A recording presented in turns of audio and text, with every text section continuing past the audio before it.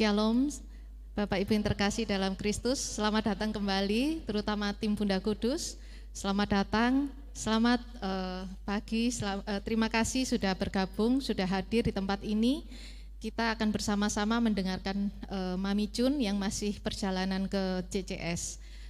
Mami Jun dan Bu Tanti sudah datang di Surabaya sejak kemarin dan akan memberikan pengajaran kepada kita hari ini dan besok.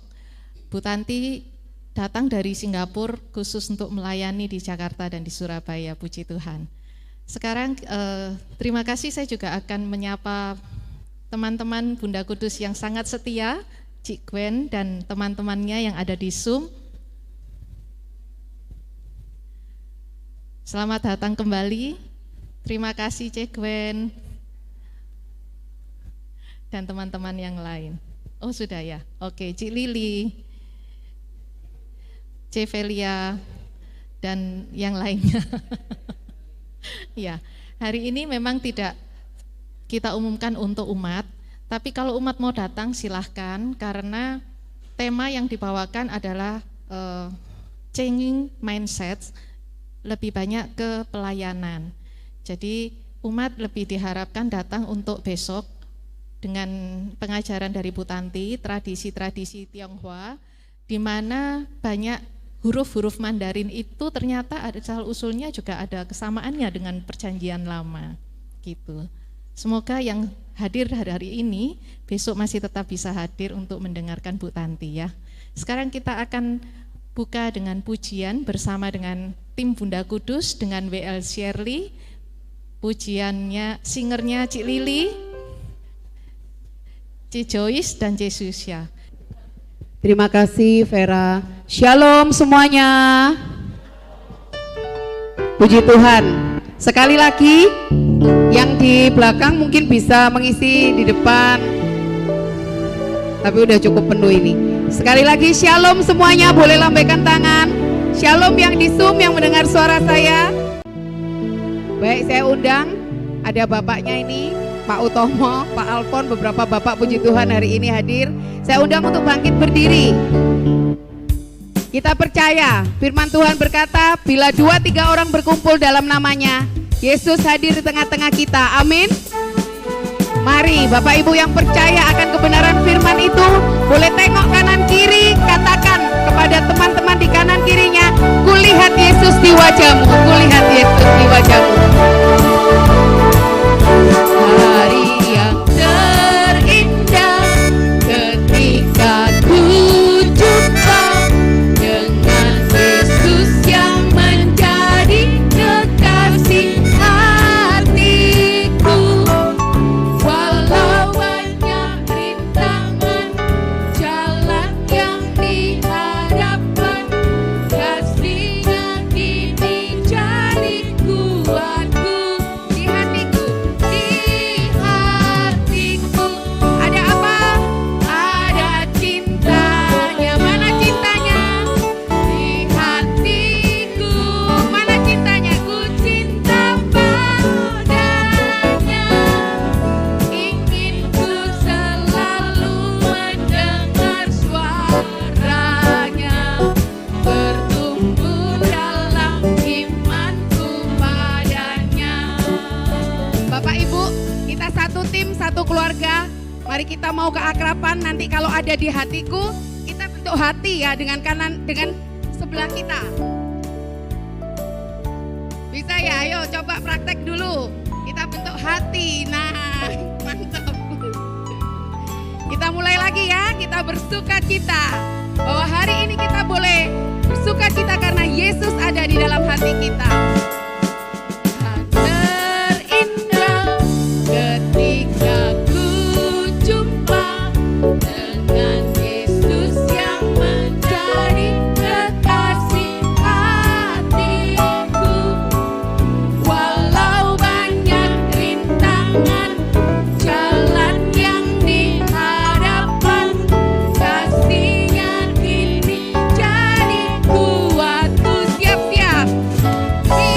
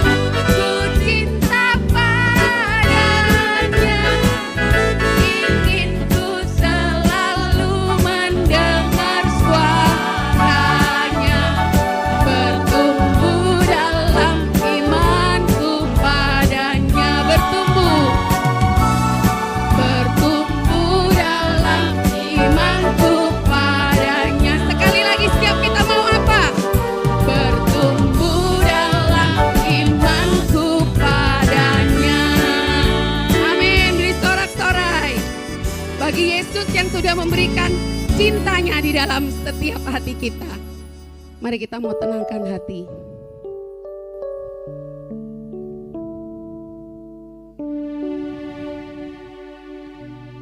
Mari kita mau awali persekutuan doa pada pagi hari ini dengan tanda kemenangan yang sudah Tuhan berikan. Di dalam nama Bapa dan Putra dan Roh Kudus. Amin. Selamat pagi ya Allah Bapa, Allah Putra, Allah Roh Kudus. Kami sungguh mengucap syukur atas kasih dan rahmat-Mu bagi setiap kami. Engkau yang telah memilih kami, Engkau yang telah melayakkan kami Tuhan menjadi anak kesayangan-Mu. Engkau Tuhan yang tidak pernah membiarkan kami berjalan sendiri. Bahkan di hati kami Tuhan, Engkau terus mau taruhkan cinta-Mu lebih dan lebih lagi. Sehingga kami boleh mengalami perubahan hidup. Sehingga kami boleh mengasihi sesama lebih lagi Tuhan. Bahkan hari demi hari, Engkau boleh bawa kami untuk kami semakin serupa dengan Engkau. Sungguh kami bersyukur atas cinta dan rahmat-Mu. Sebab kami tidak dapat Tuhan membalas segala kebaikan-Mu, membalas setiap kasih-Mu yang Engkau berikan bagi kami. Selain dengan rasa syukur yang kami mau bawa melalui pujian kami di hadapan-Mu. Layakkan kami Tuhan, layakkan kami untuk memuji Engkau dengan segenap hati kami. Biarlah saat ini Tuhan, kami boleh angkat hati kami, bukan hanya suara kami. Kami boleh arahkan pikiran kami. Kami boleh arahkan seluruh keberadaan diri kami, menyadari betapa besarnya kasih yang sudah Engkau berikan bagi kami. Sebab Engkau Allah yang setia, sebab Engkau Bapa yang mulia, yang begitu mengasihi kami.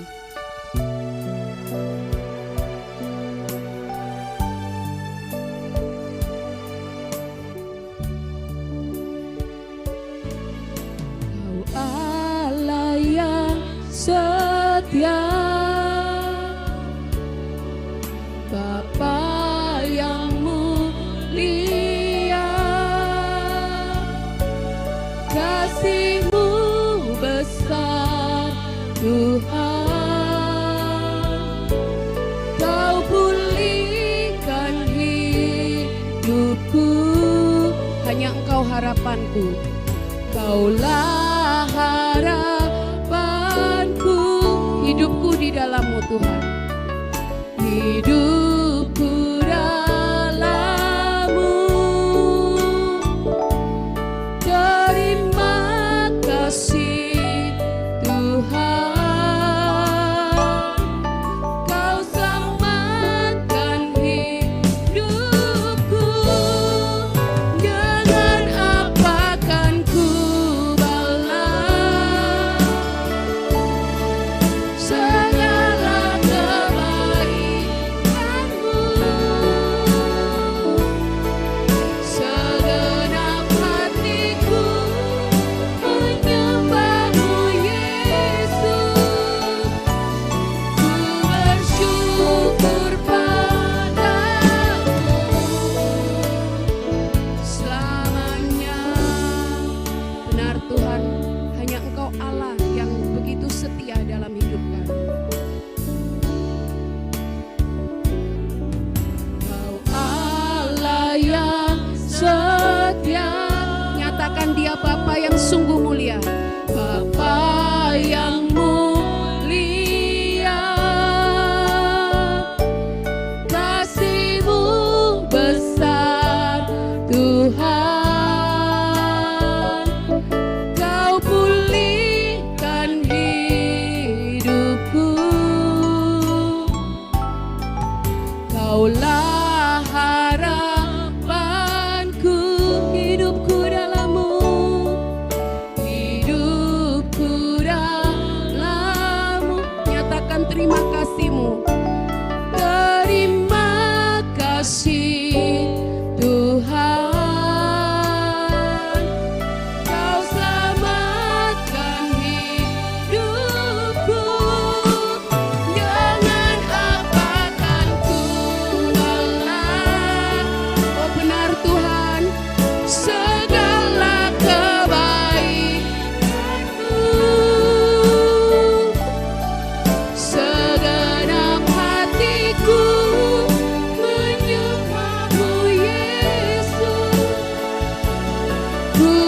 bersyukur padamu. Dengan apa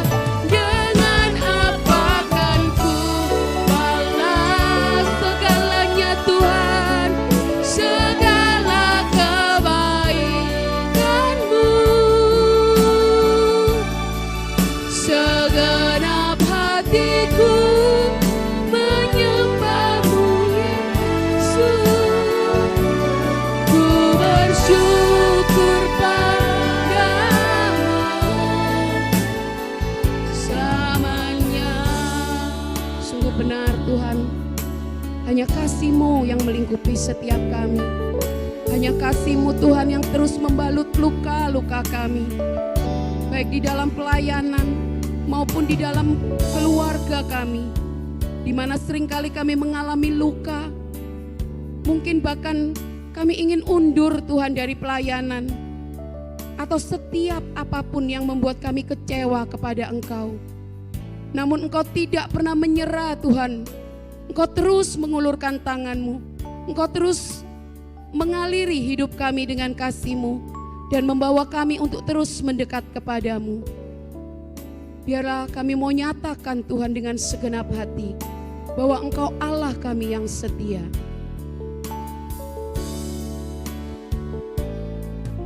Kau Allah yang setia, Bapa yang mulia, kasih-Mu besar Tuhan. Kau pulihkan hidupku, Kaulah harapanku.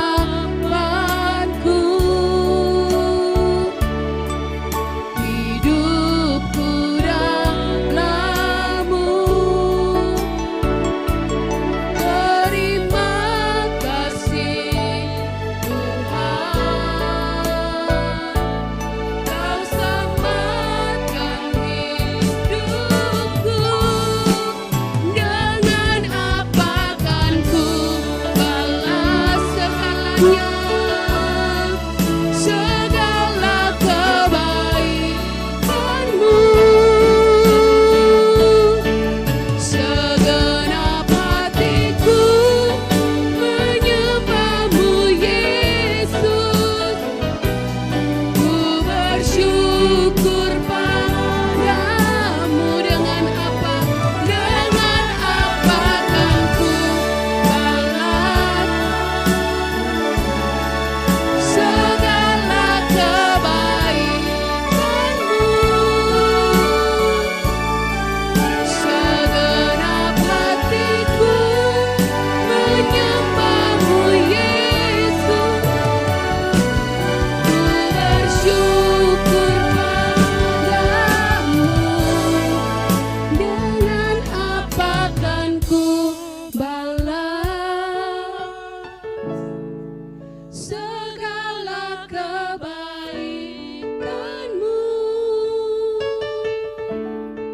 Segenap hatiku. Benar Tuhan, biar segenap hati kami, segenap hidup kami boleh menjadi persembahan yang kudus, yang berkenan kepadamu. Dengan apa kan ku balas segala kebaikanmu. Segenap hatiku menyembahmu Yesus, ku bersyukur padamu. Kami bersyukur, ku bersyukur padamu. Kami bersyukur, ku bersyukur padamu. Sekali lagi, ku bersyukur padamu selamanya. Mari bersyukur, nyatakan syukurmu. Terima kasih Tuhan, kami sungguh bersyukur. Kami punya Allah yang seperti Engkau. Mari terus bersyukur untuk kesehatan kami Tuhan. Kami mau beri syukur buat setiap berkat yang Kau sediakan. Terima kasih Tuhan, terima kasih Yesus. Kau yang telah pilih kami Tuhan, Kau yang pegang tangan setiap kami, Kau yang tuntun kami, Engkau yang berikan Roh Kudus-Mu. Terima kasih Yesus, sungguh kami bersyukur. Haleluya, syukur hanya bagi-Mu. Oh terima kasih, terima kasih. Hati kami limpah dengan syukur, sebab kami tahu Allah yang memegang tangan kami adalah Engkau. Allah yang tidak pernah membiarkan kami berjalan sendiri. Engkau terus dan terus menuntun Tuhan setiap langkah kami, sehingga kami boleh mencari wajah-Mu. Bahkan kami boleh mencari Engkau lebih dahulu daripada segala sesuatu. Terima kasih Tuhan Yesus, terima kasih. Biarlah kalau sebentar lagi Tuhan Engkau izinkan kami semua ini untuk boleh ada di dalam PD Tim untuk mendengarkan kebenaran firman-Mu. Engkau yang menggemburkan tanah hati kami. Kami juga rindu untuk membawa anak-Mu Mami Cun dan juga C. Ervin yang masih dalam perjalanan. Kiranya Engkau berkati dan Engkau rahmati dengan keselamatan perjalanan. Biarlah segala doa-doa kami ini kami boleh panjatkan di dalam satu nama, Yesus Kristus sebagai Tuhan dan Juru Selamat kami yang hidup dan berkuasa, kini dan sepanjang segala masa. Amin. Kemuliaan kepada Bapa dan Putra dan Roh Kudus, seperti pada permulaan, sekarang, selalu, dan sepanjang segala abad. Amin. Silakan duduk Bapak Ibu. Saya undang Bapak Ibu yang ingin memberikan kesaksian tentang kebaikan Tuhan yang dialami Bapak Ibu. Boleh angkat tangan atau langsung maju ke depan.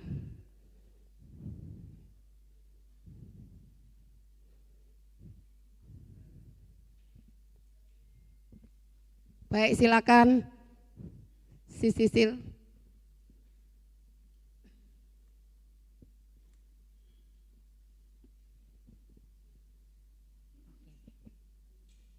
Shalom Bapak Ibu. Saya mau beri kesaksian tentang anak saya. Anak saya itu ada gangguan telinga, jadi salah satu telinganya itu agak tersumbat. Sudah saya bawa ke dokter THT, sudah 2 kali, bahkan 3 kali saya bawa. Terakhir dokternya itu bilang anak saya ini sebenarnya telinganya tidak apa-apa, tapi mungkin karena gangguan dari mahnya gitu. Jadi bikin asam lambungnya itu membuat saluran telinganya itu ada radang gitu. Jadi itu yang membuat kalau radang itu jadi lubangnya sempit, jadi otomatis pendengarannya terganggu gitu. Ya sudah 2 bulan ini, dia kira-kira 2 bulan, sebulan lebih lah. Telinganya tersumbat terus, kadang itu enggak apa-apa, kadang iya. Terus mau ke dokter juga, aku tak ke dokter, tapi nanti dokternya ngomong katanya mah lagi mami katanya gitu. Terus akhirnya bodoh aja. Di waktu itu dia pergi ambil temennya ngelencar gitu, dia mau berangkat, dia berdoa bersama. Di sana juga telepon Mi, itu kok telingaku saya tersumbat, doakan juga Mi. Kamu ya berdoa, saya bilang gitu. Mami hanya mendukung gitu. Pulang ya gitu, kadang iya, kadang sembuh, kadang enggak. Jadi doanya terus minta supaya disembuhkan sama Yesus. Tapi terakhir kemarin itu di toko, saya itu jaga toko, kan anak saya juga di toko. Waktu itu dia bilang gini sama saya, Mi doa aja lagi Umi, kok aku nih minggu ini gak enak semuanya, sudah telingaku tersumbat gini, rasa kerja gak semangat, apa gak semangat, dia bilang gitu. Doa yuk Mi, doa. Waktu itu ya udah ayo kita doa. Kami berdoa bersama, saya doa cuma bilang gini sama Tuhan, Tuhan sudah tahu anak saya telinganya begitu udah agak lama dan mintanya sembuh terus. Saya cuma doa Tuhan, kami tahu Tuhan, kami tidak bisa memaksa Engkau untuk menyembuhkan Brian Yesus, saya bilang gitu. Tapi kami percaya Engkau Allah yang baik Tuhan, Engkau yang sangat mengasihi Brian, anak saya namanya Brian. Dan kami percaya Engkau tahu yang terbaik untuk Brian. Terima kasih Tuhan atas semua yang boleh dialami oleh Brian dan juga terima kasih atas penyertaan-Mu selama ini. Saya berdoa sambil menangis. Doa yang gak maksa Tuhan untuk menyembuhkan anak saya. Sudah, saya dalam hati sempat mikir gini, Tuhan, anak saya pasti bingung ini doanya kok doa yang begini, doa yang bilang kami tak maksa untuk menyembuhkan, padahal dia minta doanya untuk disembuhkan. Tapi anehnya, anak saya juga waktu itu ya kami menangis bersama, dia terharu. Ya udah dia diam aja. Kok saya lihat dia kok rada sukacita wajahnya. Ternyata sorenya dia bilang sama saya, Mimi, telingaku kok rada enakan ya Mi. Padahal sing sebelah kiri kan dia buntu itu ya. Telinga yang kiri itu terasa sangat jelas mendengarkan. Yang kanan malahan katanya, kok yang kanan malah yang kurang, yang enggak terlalu ya gitu. Tapi puji Tuhan kemarin malam bilang, waktu itu kejadian hari Jumat. Tadi malam saya lihat minggunya, Sabtunya dia kok sukacita biasa. Sampai saya mau tanya nggak berani. Cuma bawa doa aja. Minggu kemarin dia ngomong, Mi telingaku kayak sudah oke deh Mi, sudah mungkin gangguan tapi sedikit sekali. Sudah mendingan. Puji Tuhan. Tuhan Yesus baik. Amin. Puji Tuhan. Sungguh doa orang benar bila didoakan sangat besar kuasanya. Percaya Bapak Ibu? Kita punya Bapa yang begitu mengasihi kita. Dia yang sanggup memulihkan kita apapun keadaan kita. Mari saat ini kita mau bawa hati kita untuk menyembah.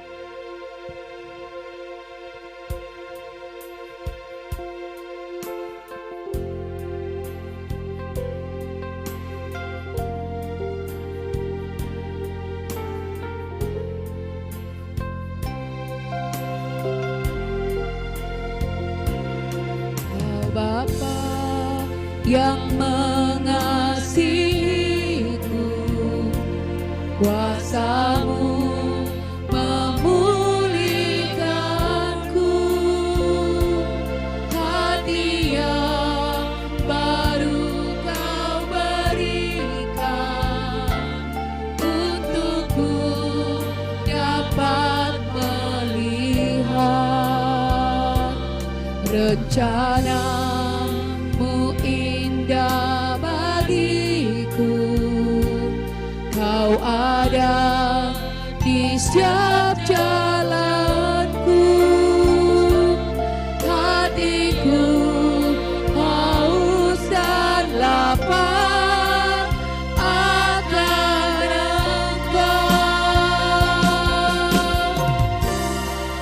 Kaulah segalanya,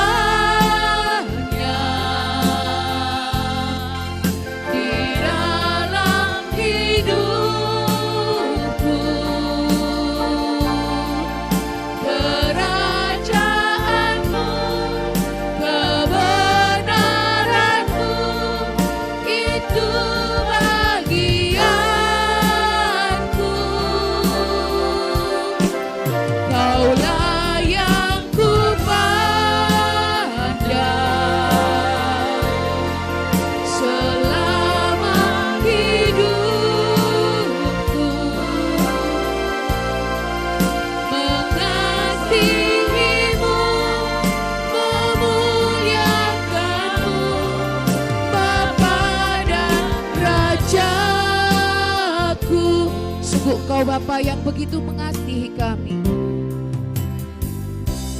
Kau Bapa yang mengasihiku, kuasa-Mu memulihkanku, hati yang baru Kau berikan, untukku dapat melihat segala rencana-Mu indah bagi kami Tuhan.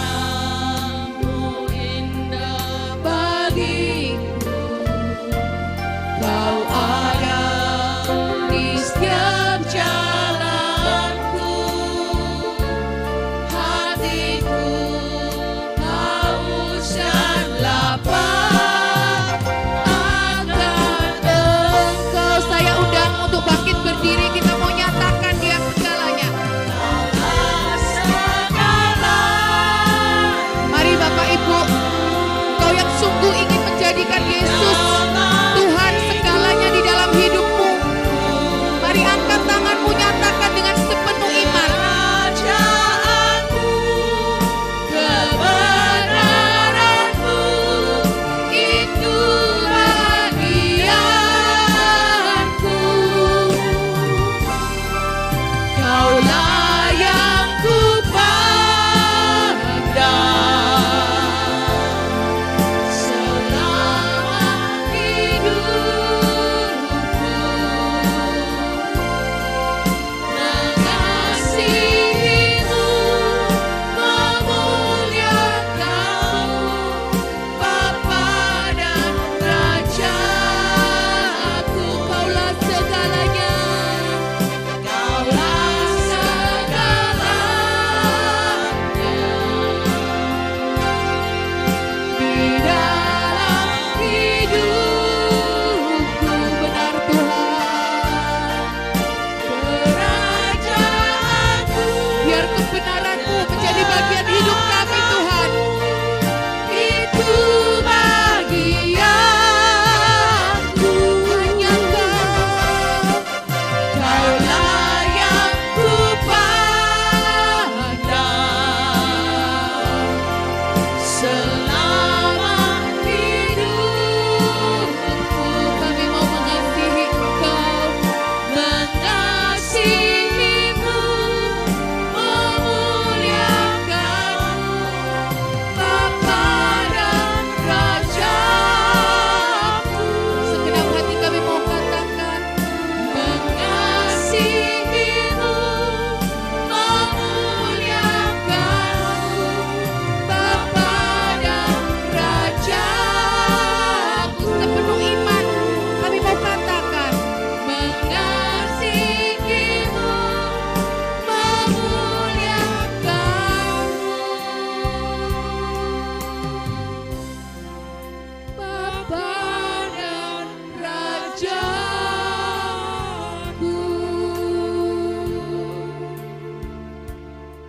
Inilah janji iman kami di hadapan Engkau Tuhan. Biar kami boleh menjadikan Engkau segalanya di dalam hidup kami. Di tengah gelombang dan arus dunia yang tidak menentu, kami rindu Tuhan, untuk kerajaan-Mu boleh terjadi dalam hidup kami, untuk kebenaran-Mu boleh menjadi bagian dari hidup kami. Dan biarlah saat ini kami boleh mempersembahkan hati kami untuk siap ditaburi oleh benih firman-Mu yang akan disampaikan anak-Mu Mami Cun. Engkau sendiri yang akan bersabda melalui hamba-Mu ini Tuhan, yang boleh membangun jiwa kami untuk lebih lagi di dalam mencintai Engkau. Terima kasih Tuhan, terima kasih. Biar segala doa ini kami naikkan hanya di dalam satu nama, Yesus Kristus, Tuhan dan pengantara kami. Amin. Dalam nama Bapa dan Putra dan Roh Kudus. Amin. Selamat pagi semuanya, selamat pagi. Lucu ya ini ya, tadinya ini bakal diambil sih ya. Jadi aku ngomong sama orang kosong. Mesti tengahnya full, terus baru di pinggir-pinggir. Iya, kalau ada misa harus begini kalau misa. Tapi kalau pengajaran, aku ngomong sama lantai. Tapi itu untung hiburannya aku direkamnya gak terhalang ya. Jadinya bagus. Oke, selamat pagi semuanya. Saya lupa yang terakhir saya kasih tentang apa, hidup kebangkitan bukan? Hidup kebangkitan. Oh iya, hari ini merubah mindset. Nah, kalau kita meneruskan aja ya. Udah doa firman belum tadi? Belum. Lili yang doa firman. Oke, mari kita berdoa dalam nama Bapa dan Putra dan Roh Kudus. Amin. Kembali kami mencari hadirat-Mu Bapa di dalam surga. Kami tahu Engkau Allah adalah firman. Itu sebabnya Tuhan kami mau selalu berbicara kepadamu. Dan kami bersekutu dengan Engkau kalau kami bersekutu dengan firman-Mu. Kami tahu Tuhan hidup kami tidak mudah. Banyak gelombang badai Engkau izinkan terjadi dalam hidup kami.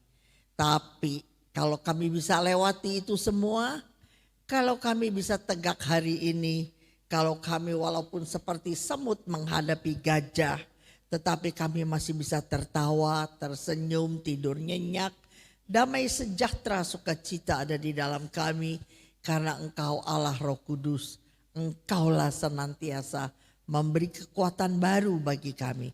Engkau senantiasa memberi solusi bagi setiap persoalan yang kami hadapi. Itu sebabnya Tuhan di balik semua kegiatan kesibukan kami mau ambil waktu duduk diam untuk mendengarkan sabda-Mu.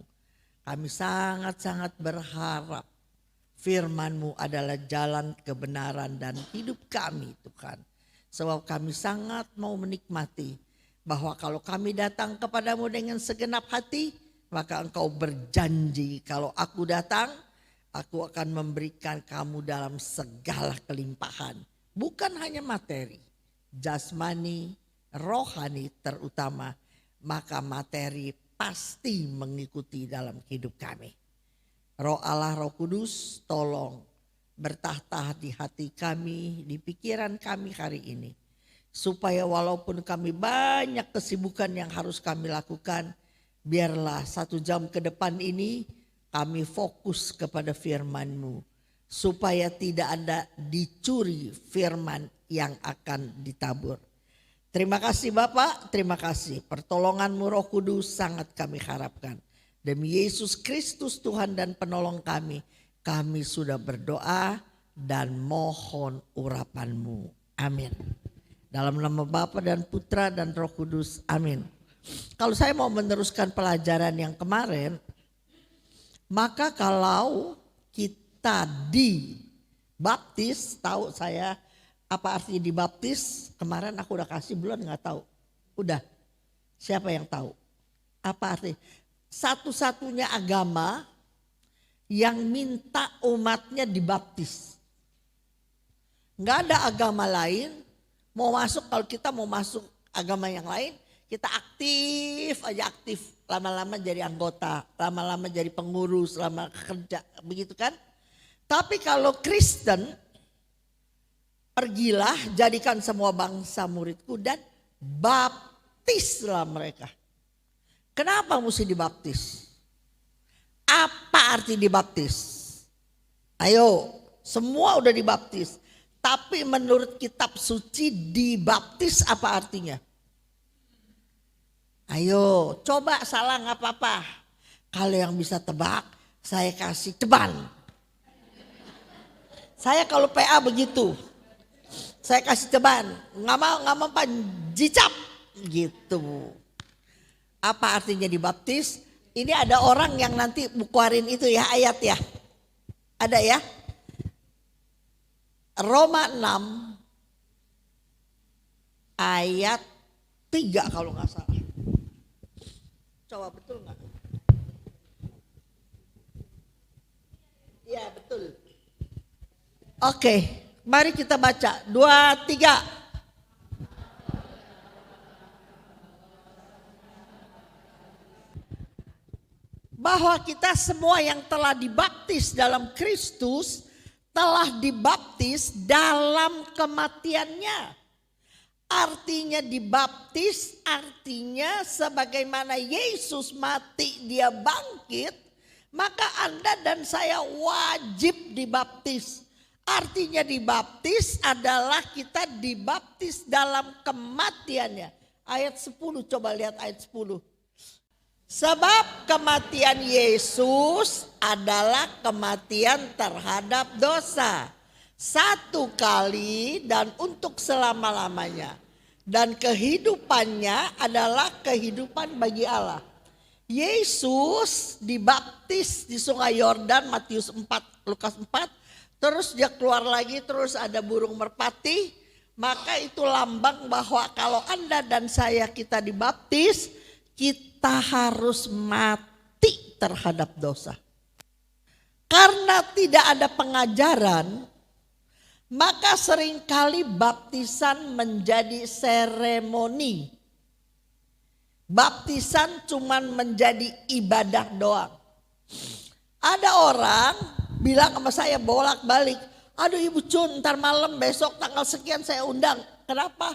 Saya senang sekali, suami saya doain 15 tahun. Sekarang mau dibaptis. Saya doain mami saya 20 tahun, akhirnya mau dibaptis. So what? Habis dibaptis. Kalau dibaptis, tapi gak ada perubahan, bakal apa dibaptis? Kalau dibaptis namanya kita dibaptis dalam kematian Yesus. Kemudian satu kali selama-lamanya. Makanya kalau orang dari gereja Protestan mau masuk Katolik atau sebaliknya dia tidak dibaptis lagi. Dia diterima, betul gak? Diterima di agama di gereja Protestan atau diterima di gereja Katolik. Tapi dia tidak dibaptis lagi. Baptis hanya satu kali dan untuk selama-lamanya. Maka setelah dibaptis, kita ini harus hidup untuk Tuhan. Itu poinnya. Karena tidak ada pengajaran, baptis hanya sebagai langkah seremonial bahwa orang yang percaya Yesus harus dibaptis. Ingat ya.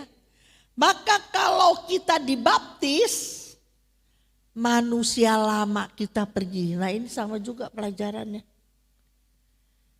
Makanya kitab suci ada 3 pengajaran lain-lain. Tapi poinnya sama. Apa poinnya? Anda dan saya harus berubah. Jadi berubah itu kewajiban. Berubah itu mutlak. Sebagai orang yang percaya Yesus, berubah itu mutlak. Ada banyak orang gak beda kok. Orang dunia sama orang dibaptis gak beda.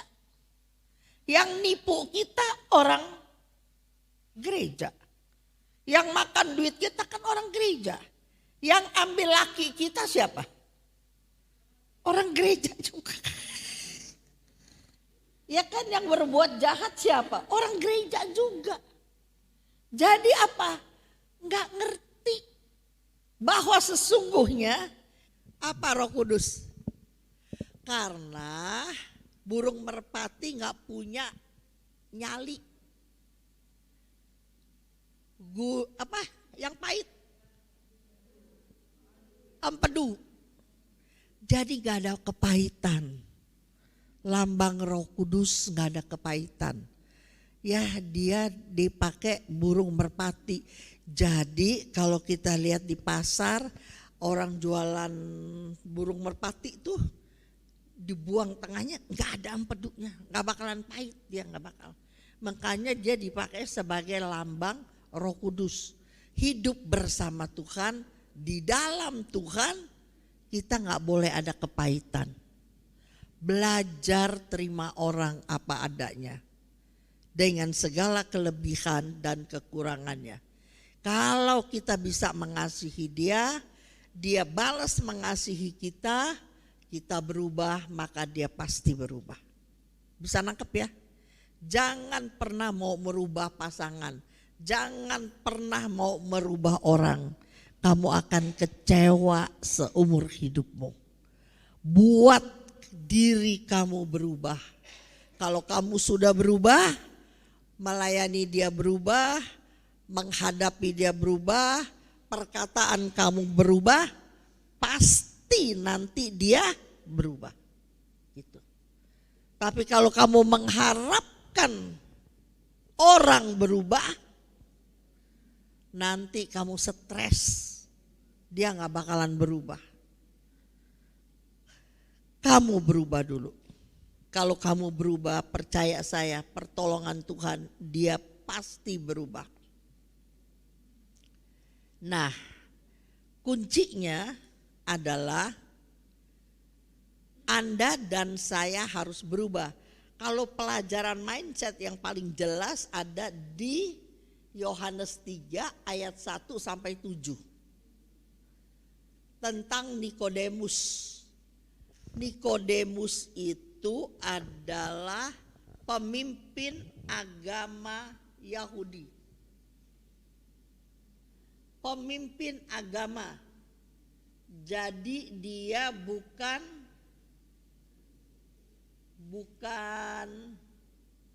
imam. Ya, dia bukan imam, dia lebih atas lagi. Kalau kita mau pakai jenjang hierarki, kira-kira dia udah uskup kali. Kalau Anda baca Yohanes 3 ayat 1-2 menjelaskan siapa Nikodemus. Maka seorang Farisi bernama Nikodemus, pemimpin agama Yahudi. Dia datang pada waktu malam kepada Yesus dan berkata, kenapa dia datang waktu malam? Kenapa takut ketahuan? Supaya nggak kedengeran. Ayo coba dong. Kalau belajar ya mesti ada respon. Jadinya senang. Dia orang Farisi kan, dia datang malam-malam. Apa tertuliskan dia datang malam-malam? Kenapa dia datang malam-malam? Supaya jangan ketahuan. Emang kenapa kalau ketahuan? Hah? Takut diadili. Yang biasa-biasa aja. Kenapa dia datang malam-malam? Malu, gengsi dong. Yesus kan anaknya si Usup, si Maria tukang kayu. Masa uskup datang mau nanya Yesus? Kan gak pantas, dia bukan ahli Taurat, apa sih Yesus, betul gak? Jadi lebih kebanyakan gengsi dong gitu. Tapi Nikodemus ini bukan ada di sini saja. Dia muncul 2 kali lagi di kitab suci. Tapi aku gak bahas dia, ya. Dan pertanyaan dia karena kelas uskup, maka pertanyaannya berbobot. Rabi, kami tahu, bayang Yesus dipanggil Rabi sama dia. Dia udah uskup loh ya. Engkau datang sebagai guru yang diutus Allah. Padahal dia udah kelasnya pemimpin agama Yahudi. Tapi dia panggil Yesus guru yang diutus Allah. Ini namanya peneguhan. Keyakinan dia. Kalau ada kuis nanti, kalau kamu lagi piknik, ada kuis salah satu kamu tanya. Kalau kita lihat semua ahli Taurat, pemimpin agama Yahudi benci sama Yesus. Maka kalau kita bikin kuis, orang Farisi yang cinta Yesus siapa? Nikodemus. Tulis tuh nanti. Kenapa? Karena dia cinta sama Yesus. Ya, ntar pertemuan kedua, ketiga dia cinta sama Yesus. Yang kedua dia bela. Yesus lagi dihakimi, dia bela si Nikodemus bela Yesus. Emang ditanyain sama temennya sama-sama, emang lu belain dia ya? Dia diem gak berani. Tapi ketiga kali dia nongol lagi. Waktu Yesus meninggal. Dengerin ya sayang. Siapa yang rempah-rempahin Yesus waktu mati? Siapa? Maria. Yusuf dan Maria rempah-rempahin Yesus. Yusuf Arimatea. Bukan. Rempah-rempah itu datang dari Nikodemus. Dia bawa 50 kati untuk merempah-rempahin Yesus. Dari mana dia gitu cepat mati langsung 50 kati loh. Karena dia ikutin Yesus terus Tanti. Dia ikutin Yesus berjalan kemana. Semua yang Yesus buat. Semua. Makanya kalau enggak dia enggak sebut guru. Aku tahu engkau guru yang diutus Allah. Bayangin. Kelas uskup berani ucapkan kepada Yesus. Engkau guru yang diutus Allah. Jadi dia ikutin semua. Makanya waktu Yesus mati dia tahu paling dulu. Buru-buru namanya dia uskup. Dia bisa perintahin orang. Ayo beli rempah-rempah. Sekejap dia bisa bawa 50 kati. Karena dia orang berkuasa statusnya. Dan rempah-rempah itu yang merempah-rempahin Yesus. Nanti kalau ada waktu aku kasih ayatnya ya. Jadi saya lewatin ini supaya dapat. Nah, aku nggak ketemu nih ya ayat. Coba keluarin di situ ya kayak tadi. Ntar aku baca lagi. Yohanes 3 ayat 1 dan 2 ya kan. Nah dia lihat, dia kasih peneguhan. Tidak ada seorang pun yang dapat mengadakan tanda-tanda yang engkau adakan itu jika Allah tidak menyertai. Jadi dia ini rohani sekali ya. Bahwa dia gak ada iri. Sebab pelajaran saya tentang darah Yesus. Semua orang Farisi ahli Taurat benci sama Yesus. Ada 4 hal gitu ya. Salah satu adalah mau kemana nanti. Ahli Taurat kaum Farisi semua udah ikutin Yesus. Kalau semua orang ikutin Yesus, ahli Taurat sama Farisi gak laku dong gitu. Dan saat itu dijajah sama Roma. Roma yang bangun tuh bait Allah kayak kita mah pastorannya semua dibangun sama Roma. Ketika Yesus yang jadi teladan, lama-lama bisa Yesus tinggal di pastoran, terus orang Farisinya mau tinggal di mana gitu kira-kira. Itu ada pelajarannya ya. Udah aku gak usah lihat ini dah, ini aja. Oke, terus selanjutnya 34. Yesus menjawab katanya, aku berkata kepadamu sesungguhnya tidak seorang pun bisa dilahirkan kembali. Nah ini ada ayat, catat ya. Yesus ngomong sama uskup, bayangin. 3 kali. Di ayat 3, di ayat 5 dan di ayat 7. Kalau kamu tidak dilahirkan kembali, kamu tidak masuk kerajaan Allah. Jelas sekali. Jadi kalau orang kelas uskup nih udah ngerti Taurat, statusnya udah pemimpin agama Yahudi, masih belum cukup. Mau masuk kerajaan Allah, engkau harus dilahirkan kembali. Coba lihat ya ayat 3. Nah terus si Nikodemus kagak ngerti. Aduh orang udah tua begini, masa masuk lagi ke rahim ibu, masa dilahirkan lagi gitu. Ya jadi pertama dia ngomong, kalau tidak dilahirkan kembali kita gak dapat kerajaan Allah. Sekarang ayat 5 coba. Ini yang kuncinya ada di ayat 5. Kelahiran kembali, newborn. Seperti tadi mati terhadap dosa, diubah dari manusia lama menjadi manusia baru. Kuncinya ada di sini. Kalau Anda nanti baca lagi Titus 3 ayat 4 dan 5. Keselamatan, coba lompat dulu ya, ini lagi ingat deh. Titus 3 ayat 4 dan 5. Ada 3 peristiwa diulang di kitab suci bahwa Anda dan saya baru bisa masuk kerajaan Allah, baru bisa selamat kalau kita berubah, itu poinnya. Jadi kalau Anda pikir dari dulu saya jadi Katolik sampai sekarang saya tidak berubah, biar pagi hari ini Anda ambil keputusan, saya harus berubah. Ingat itu, ya. Nah, coba baca rame-rame, semuanya baca supaya jangan ngantuk. 2, 3.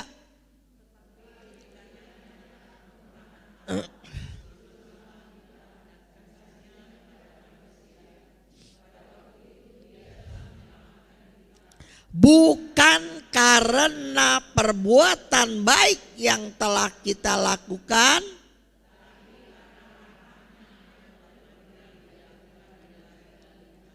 dan oleh pembaharuan yang dikerjakan oleh Roh Kudus. Lihat nggak? Ini kita banyak orang itu kalau belajar PA banyak sekali orang-orang baru. Teman-teman saya yang ikut PA bilang gini, aduh Cun pusing belajar sama lu, pusing Cun, ayatnya kebanyakan. Gua nggak mau ketemu pusing. Pokoknya gua berbuat baik aja Cun. Gua nggak ambil laki orang, gua nggak ambil duit orang. Gue berbuat baik, masa sih gue gak selamat? Banyak gak orang ngomong gitu? Banyak gak? Banyak. Gue jadi mantu yang baik, gue jadi bini yang baik, gue jadi teman yang baik, masa sih gue gak masuk surga gitu?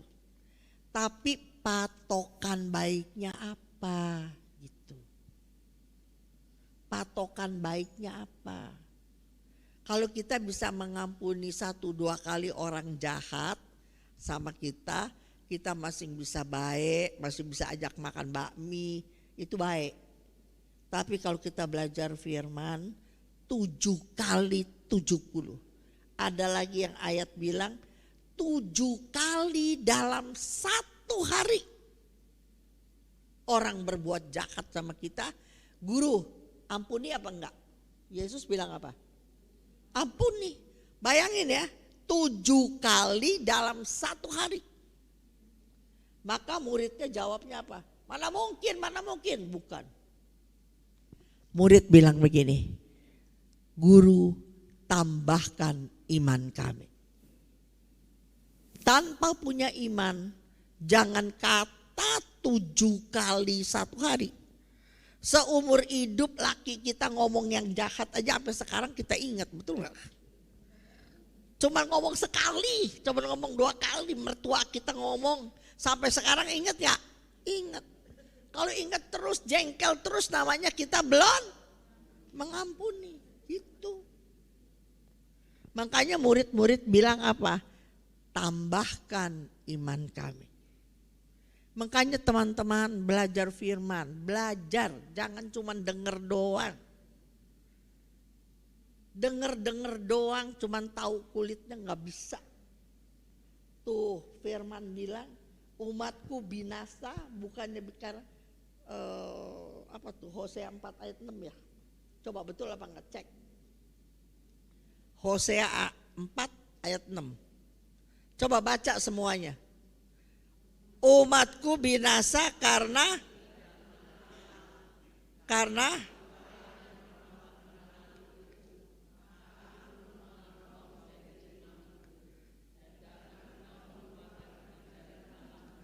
maka aku juga akan, ini yang paling gak enak teman. Anak adalah aset dalam hidup kita, amin gak? Punya segala yang enak, kalau anaknya merisaukan hati kamu gak bakal bahagia. Kamu mati-matian dari kandungan kamu udah doa supaya anak kita benar baik, betul gak?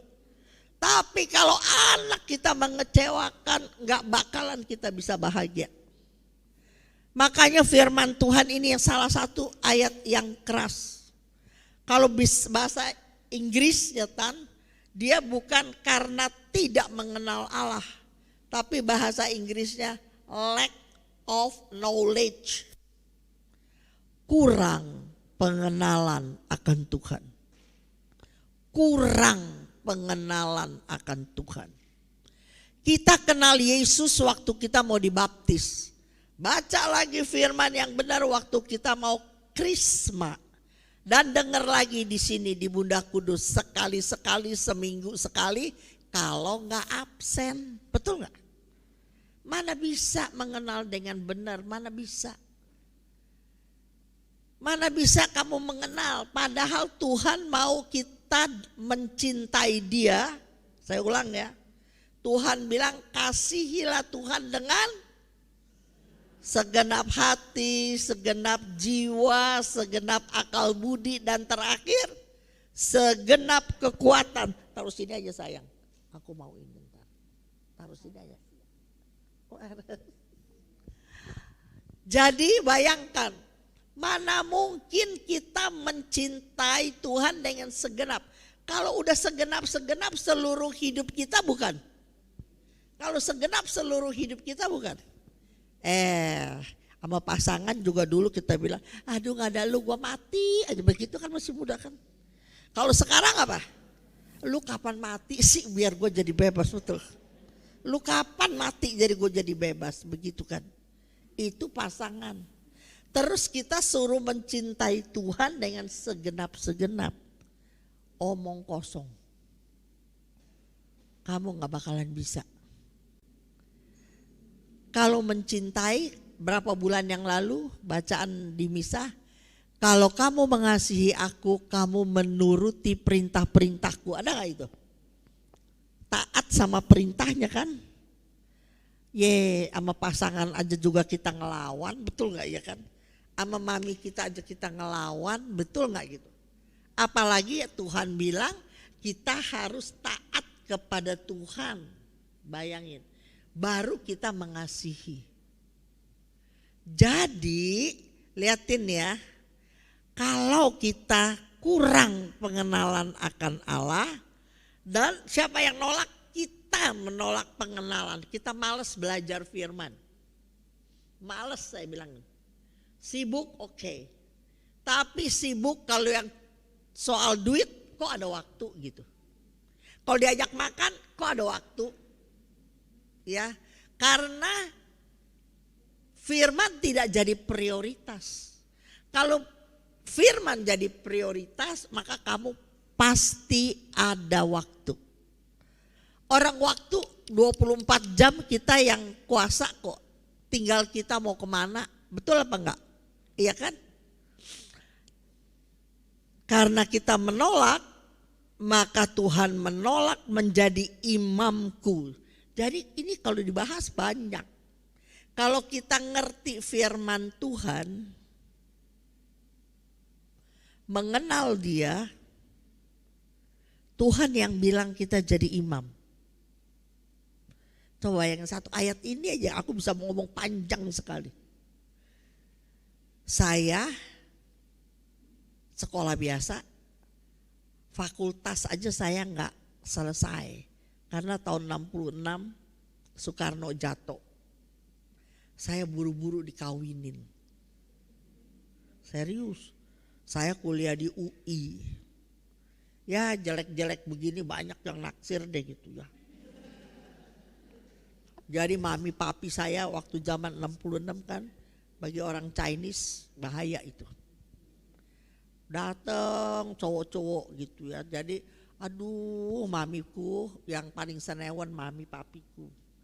Ayo suruh kawin, aku belum siap, sama sekali belum siap.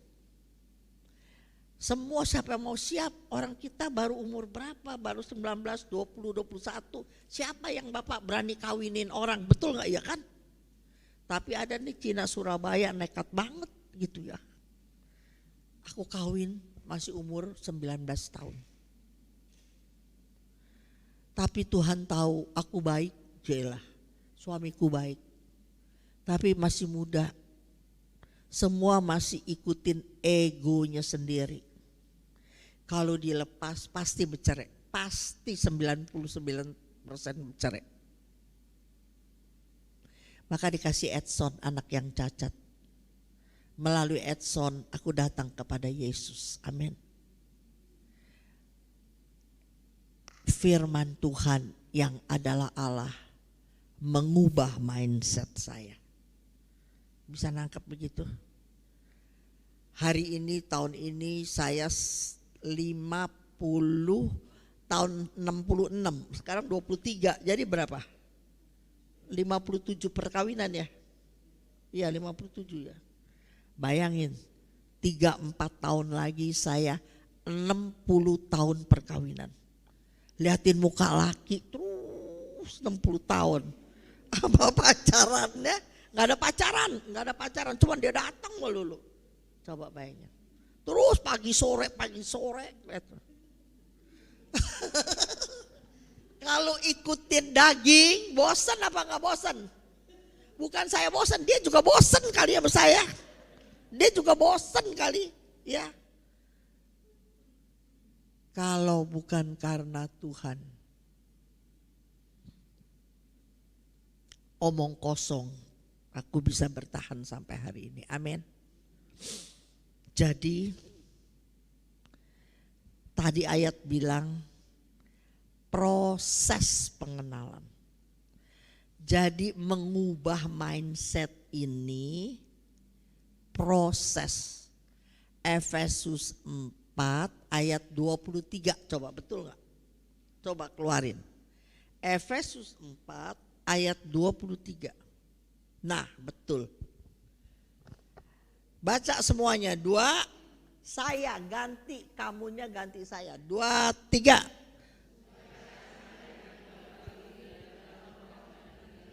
Lihat gak? Saya dibaharui dalam roh dan pikiran saya. Roh.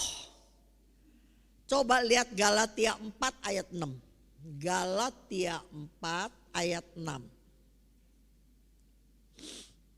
2, 3 baca. Saya ganti saya. 2, 3.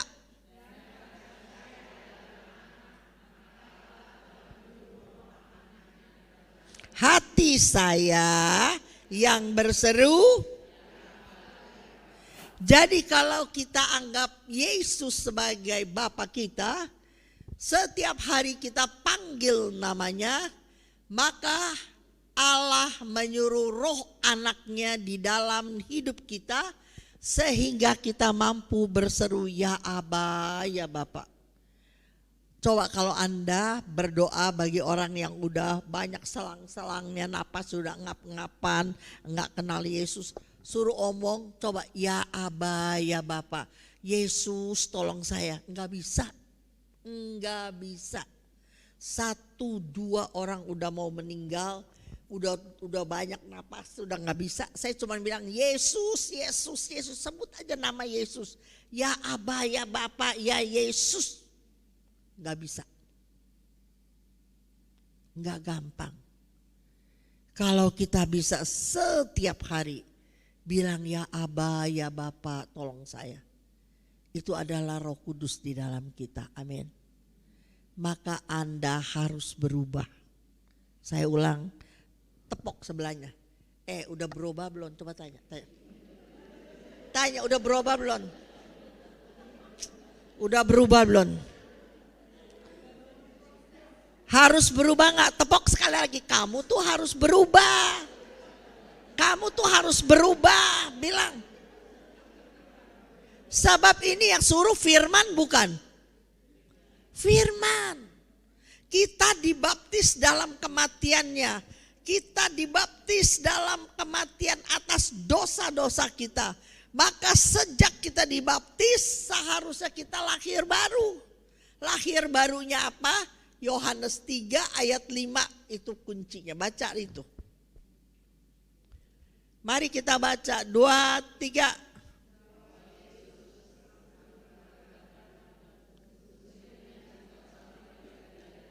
Dari air dan roh. Sekali lagi coba ayat 7. Coba ayat 7. Jadi itu ya Yohanes 3 1 sampai 7. 2 ayat cerita tentang Nikodemus, 3, 5, 7 cerita tentang harus dilahirkan kembali.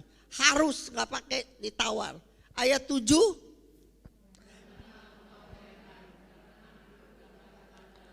kamu harus dilahirkan kembali. Teman, ini semua Yesus yang omong. Ngomongnya sama uskup. Bawel amat Yesus itu. Kalau sampai kelas uskup saja dia bawel, harus dilahirkan kembali, Anda dan saya harus atau enggak? Harus. Jadi bertobat kalau kamu merasa kamu belum berubah. Tapi mengubah diri, saya lebih jelas pakai kata-kata yang gampang dimengerti. Mengubah kebiasaan, mengubah karakter. Karakter bisa dirubah pertama-tama kalau pikiran kita berubah. Tulis catatan gini. Pikiran, tulis aja dulu, ikutin saya aja dulu. Pikiran. Pikiran ini harus dirubah. Ntar saya satu-satu jelasin. Kasih panah. Kalau pikiran berubah, mulut berubah. Kalau pikiran berubah, mulut berubah enggak? Ya dong, kalau lagi jengkel kan ini speakernya kan jelek. Kalau kita lagi sedih, knalpotnya juga jadi jelek, betul enggak? Tapi kalau kita lagi senang, lagi berbunga-bunga, knalpot kita bunyinya enak enggak? Enak. Jadi pertama-tama harus ini berubah. Mulut baru bisa berubah. Amsal 18:21 kalau nggak salah. Mati dan hidup dikuasai lidah. Siapa menggemakannya akan memakan buahnya. Betul nggak? Ih keren, nenek-nenek keren. Saya kalau di PA begini ya. Ayo siapa yang bisa lawan hafal ayat sama saya gitu. Bayangkan ya. Mati dan hidup dikuasai lidah. Kalau kalian teman-teman dengerin saya, buang perkataan negatif. Jangan suka ngomong, aduh gue lagi apes cun, aduh gue lagi apes gini-gini. Aduh cun, anak gue mah kurang ajar cun. Aduh cun, laki gue tuh cun, aduh gitu. Saben hari ngomongnya yang jelek terus. Maka aura hidupmu jadi negatif. Kalau aura kita negatif, yang datang hal-hal yang negatif. Kalau kita positif, Filipi 4 ayat 8. Coba lihatin. Filipi 4 ayat 8. Ayo baca lagi dulu semuanya. 2, 3. Semua yang benar, yang mulia, yang adil, yang suci, yang manis, yang sedap didengar, yang disebut kebajikan atau kebaikan, hal-hal yang patut dipuji. Jadi yang harus dipikir yang positif atau negatif? Ngomong gampang ya. Kalau pikirannya positif, mulutnya pasti positif.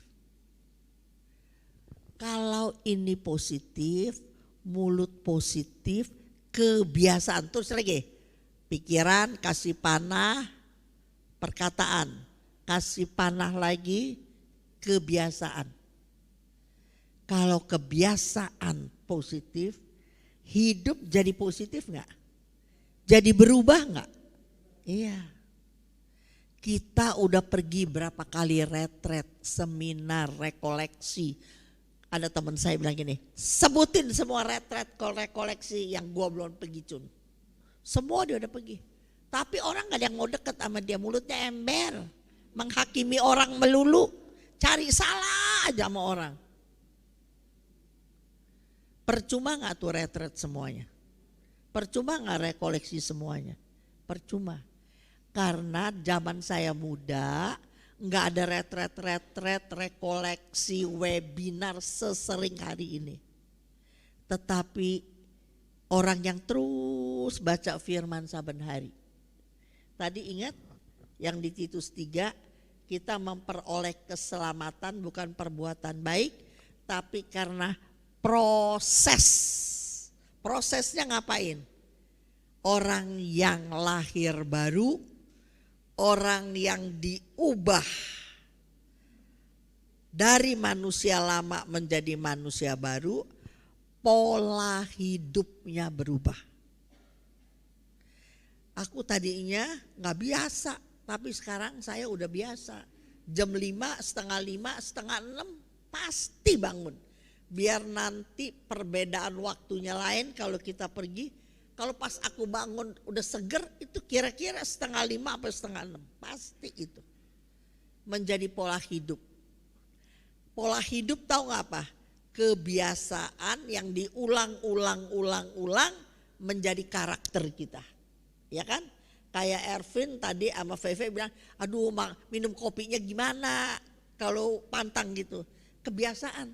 Anak-anak yang gak biasa minum kopi, biasa-biasa gak pernah minum wine, ketika dia tinggal di luar negeri yang ada 4 musim, udah biasa minum wine, udah biasa ngopi, pulang lagi di Indonesia, jadi bisa minum wine, jadi bisa ngopi, betul gak gitu?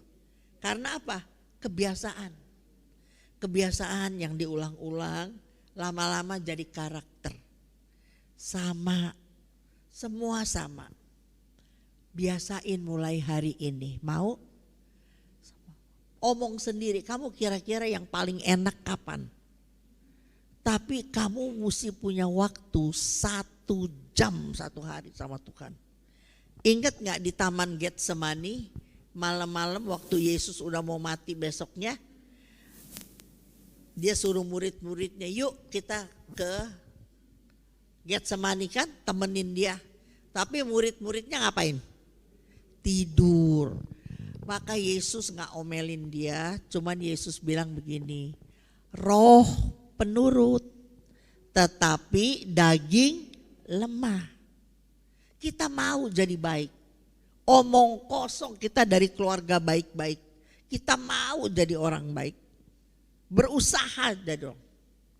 Tapi saya mau bilang, dengan kekuatan sendiri, boleh dicatat ini, kamu enggak bisa taat 100% sama firman Tuhan.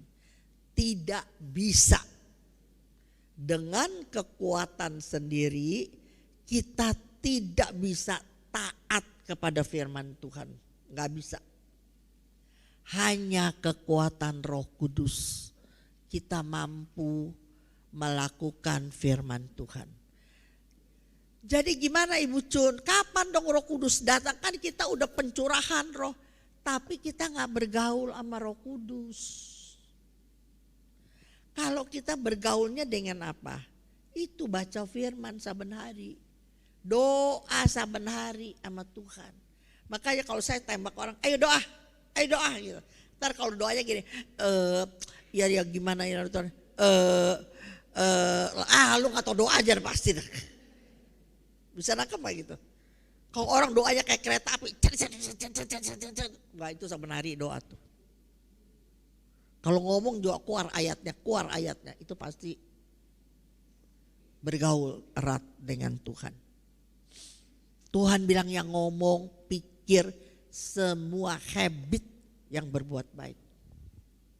Saya udah pernah dimanipulasi sama satu teman, orang baru di PA, Ibu Cun katain saya, omong jelek sekali.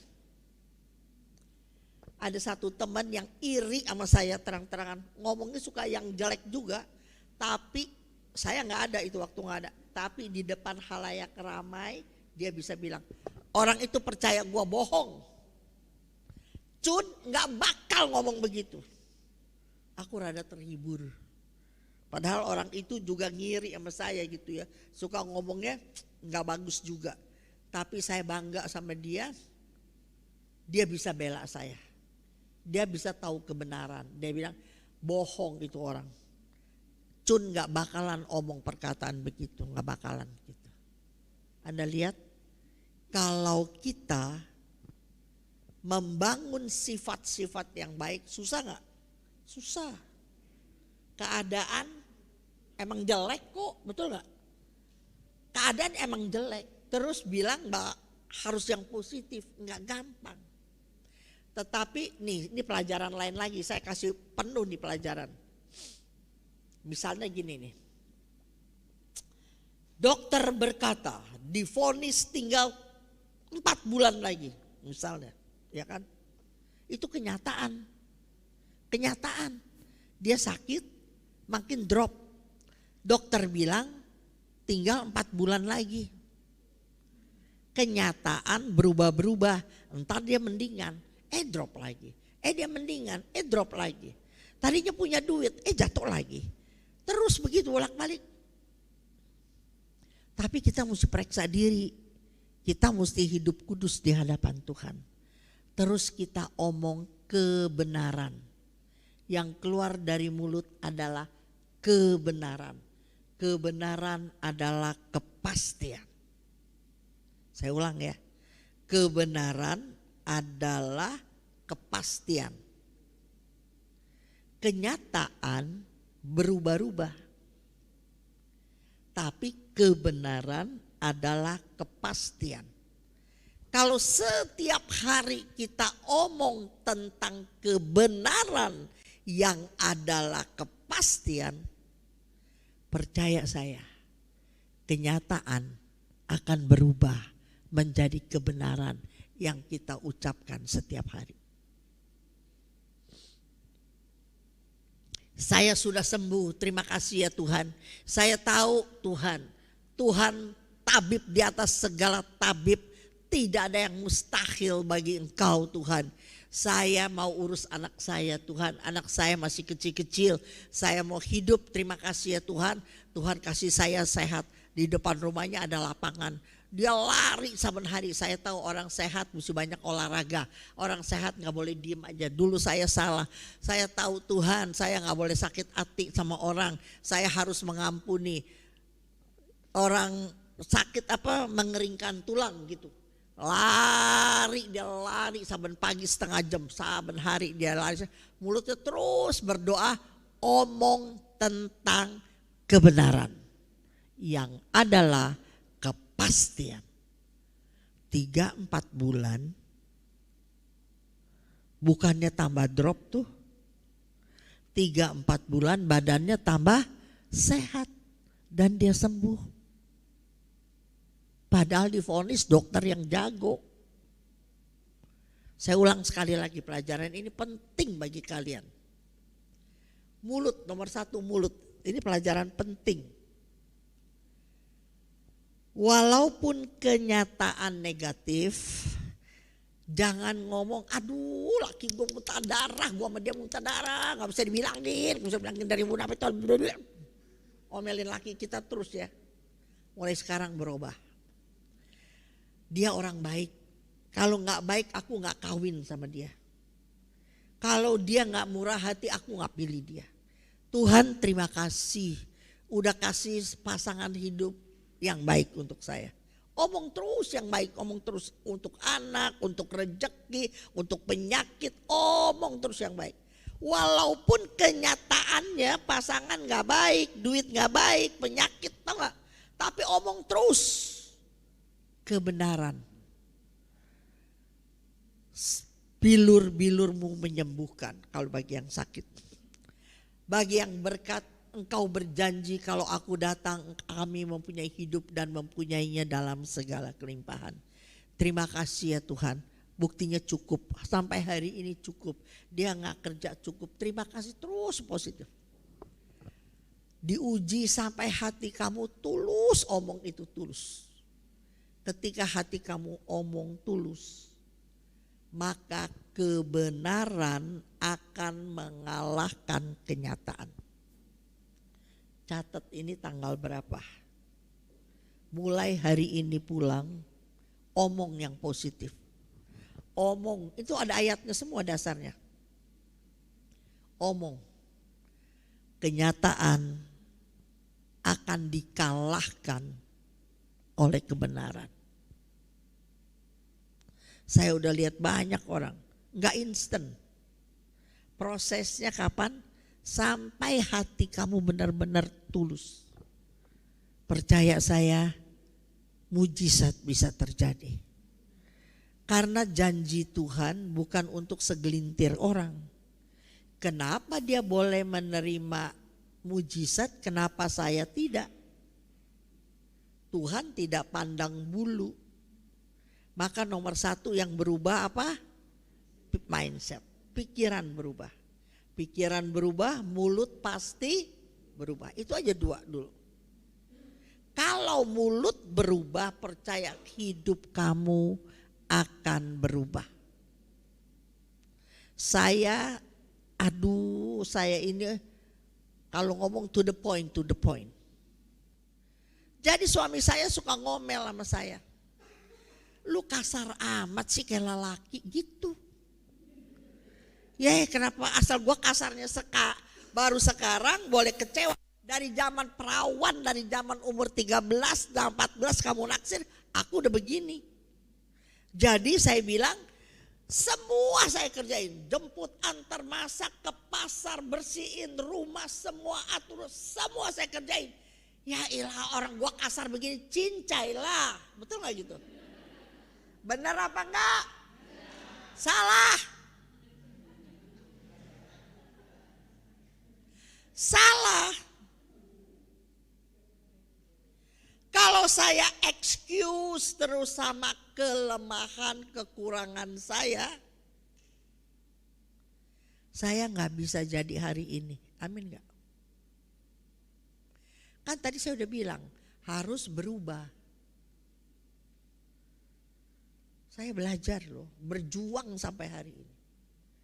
Tapi saya tuh kalau ngomong to the point, saya bawa firmannya to the point begitu. Saya nggak pinter diplomasi. Tapi toh karena yang saya layanin banyak teman, saya belajar untuk omong tidak terlalu keras. Saya belajar omong yang rada lembut gitu. Padahal greget. Sabar gitu. Tapi gue mesem-mesem padahal hati gak sabar. Waktu saya belajar firman, ternyata itu sangkalah dirimu, panggullah salibmu. Ada gak tuh? Di mana ayatnya? Gocap. Lukas 9:23. Itu ada sinoptiknya di ayat yang lain. Tapi aku suka dengan di Lukas 9:23. Nah itu kata Yesus kepada mereka semua. Jadi ini kata Yesus kepada kalian semua. Saya udah waktunya ya. Ya. Jadi kata Yesus kepada kita semua. Apa katanya? 2, 3. Setiap yang mau ikut Yesus, saya harus sangkal diri saya, memikul salib saya kapan? Baru ikut Yesus. Coba sekali lagi. Kata Yesus kepada saya, ikutin saya. Kata Yesus kepada saya yang mau mengikut Yesus, saya harus, bukan ditawarin loh ya, saya harus sangkal diri saya, pikul salib saya setiap hari, dan baru ikut. Coba ayat begini ya, penekanannya berapa kali? Coba berapa kali? Setiap orang, kaya, miskin, pinter, bodoh, jelek, cakep, presiden, manajer, bawahan, setiap orang yang mau ikut Yesus harus bukan ditawari. Kalau bisa, no. Dia bilang apa? Dia bilang apa? Bilang apa? Harus apa? Apa sangkal diri pakai bahasa sederhana? Apa? Apa? Menahan diri. Berkata tidak. Bagus Vera dapat gocap. Nahan diri doang, bukan nahan diri, ntar kan jeblos juga. Tapi berkata tidak kepada kehendak diri. Maunya gue bales nih. Ih, greget bener, ya kan? Enggak, tidak gitu. Ya, maunya ngomel, lebih baik kabur aja ke kamar mandi, kunci pintu. Serius. Kalau nggak tahan jangan liatin mukanya terus. Kalau liatin mukanya pasang kuping terus nggak tahan, percaya saya nggak tahan. Jadi kalau kamu masuk rumah saya ya, masuk rumah saya waktu saya pesta kemarin dikasih frame gede, diam, sabar, ngalah. Betul nggak di rumah saya? Diam, sabar, ngalah. Itu pakai bahasa sederhana firman Tuhan. Ya poinnya kayak Vera bilang, tahan diri, kuasai diri. Itu setan yang adu, itu setan, percaya saya deh. Ini mata gelap, ini mata gelap. Padahal kalau udah ribut, udah ngomong yang kasar, dua-dua juga nyesel. Percaya saya, suami nyesel, istri juga nyesel. Tapi bilang gue sorry ya gue salah, gengsi, tau gak? Dua-dua gengsi. Gengsinya lebih gede daripada isi kantongnya. Kalau lagi sama-sama marah, harus ada yang kuasai. Siapa? Roh Kudus. Tolong Roh Kudus, diam. Dulu saya suka nyanyi-nyanyi kecil, kalau suami saya ngoceh, saya diam. Aduh, gini. Dengerin orang ngomong, jangan nyanyi-nyanyi mulu. Iya, gue diam.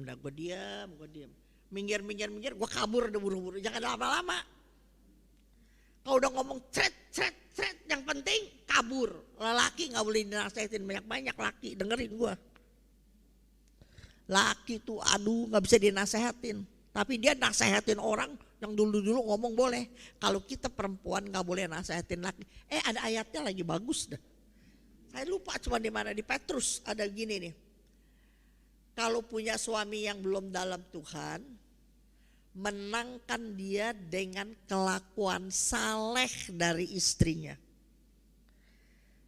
Ada gini, Petrus 3 ayat 1-2 kalau nggak salah, nggak tahu dah, aku nggak mau, itu aku nggak pasti. Pokoknya ayatnya bilang gini, suami yang nggak takut Tuhan dimenangkan oleh kelakuan istrinya.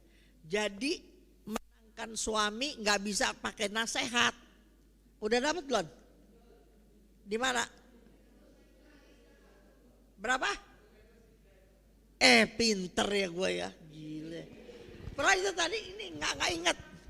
Ayo baca 2, 3. Demikian juga kamu hai istri-istri.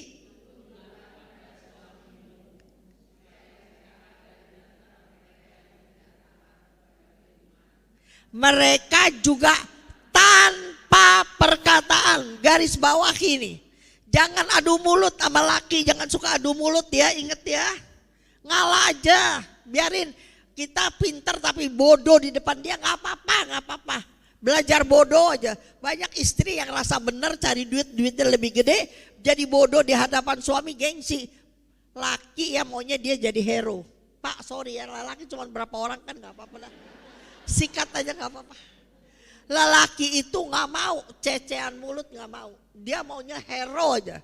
Jadi dia bilang tanpa perkataan. Coba luar biasa nggak sih ayat sampai begini? Dimenangkan oleh kelakuan istrinya. Jika mereka melihat bagaimana murni dan salehnya hidup istri mereka. Luar biasa nggak sih?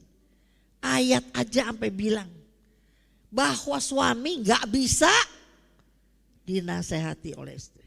Dia bisa dinasehati oleh istri orang lain.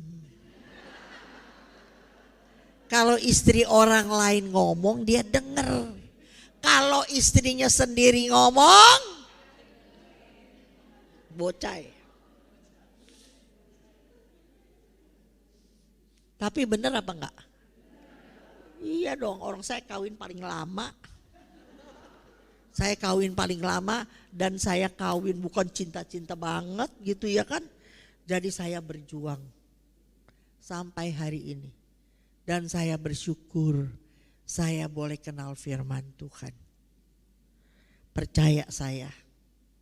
Banyak orang bilang begini, Cun gua mau kayak lu Cun di hari tua. Happy, tenang, bahagia, kepengen. Mulai sekarang belajar, tapi nomor 1 ya. Belajar firman Tuhan. Gak ada pertolongan yang lain, gak ada. Kalau udah belajar firman Tuhan, belajar mengucap syukur, belajar ampuni orang. Udah 2 doang. Belajar ampuni orang kan gak gampang tuh. Ya kan? Ampuni siapa? Ampuni orang yang dekat sama kita. Yang dulu kita sayang. Tapi aduh benceno, setengah mati benceno. Gitu, ya kan? Tapi kalau gak punya firman gak bisa. Dibuang gak bisa. Udah jadi pasangan hidup, jadi anak, jadi mantu. Belajar, berjuang. Lama-lama kalau kita berubah, dia berubah gak? Percaya saya, pengalaman saya banyak. Berubah. Kedua mengampuni, satu lagi bersyukur. Dalam hidup, tadi kan kita udah keluar. Pikirkan yang baik-baik kan tadi aku bilang. Kalau pikirkan yang baik, sebenarnya yang jelek ada gak? Ada gak? Yang buruk-buruk ada gak? Ada. Tapi jangan dipikir yang begitu, jangan dipikir. Yang pikir yang baik-baik aja, pilah-pilah. Pikirin yang baik-baik. Ayat terakhir ya, aku kasih ayat terakhir ya. Ibrani 12 ayat 2 sebagai ayat terakhir. Ibrani 12 ayat yang kedua. Nah mari kita baca semuanya. 2, 3.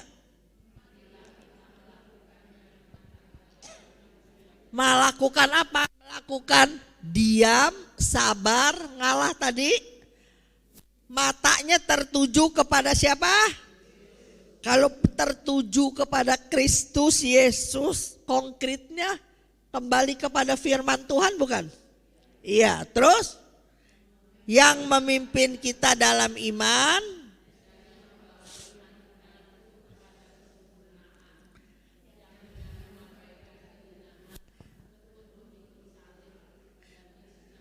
Stop dulu. Dengan mengabaikan kehinaan. Kehinaan, penderitaan, kesedihan, kekecewaan, abaikan. Itu datang dari manusia. Abaikan yang jelek-jelek, abaikan. Jadi bukan aku yang ngajarin, ayat yang ngajarin.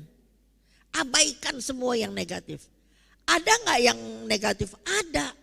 Tapi fokusnya kepada Yesus. Kalau fokus kepada Yesus, pikirin yang positif bukan?